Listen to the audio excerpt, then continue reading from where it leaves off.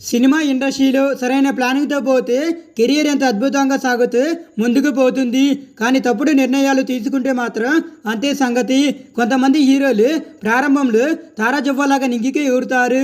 ఆ తర్వాత వరుస ఫ్లాపుల కారణంగా ఎంత వేగంగా అయితే దూసుకుపోయారో అంతే వేగంగా కింద పడిపోతారు.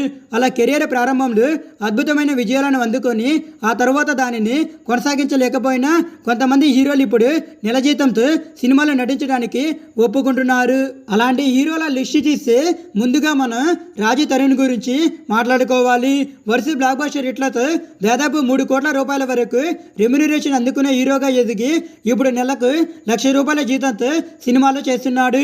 ఇక రాజు తరుణ్ తర్వాత నెల జీతంతో పనిచేస్తున్న మరో హీరో సందీప్ కిషన్. రాజు తరుణ్కి అయిన 2-3 హిట్ సినిమాలు ఉన్నాయి. కానీ సందీప్ కిషన్కి కేవలం వెంకటాద్రి ఎక్స్ప్రెస్ సినిమా తప్ప ఆ తర్వాత ఒకటంటే ఒక బ్లాక్ బస్టర్ హిట్ కూడా లేదు. కానీ పట్టుబదలని విక్రమార్కుడిలాగా సినిమాలు చేస్తూనే ఉన్నాడు.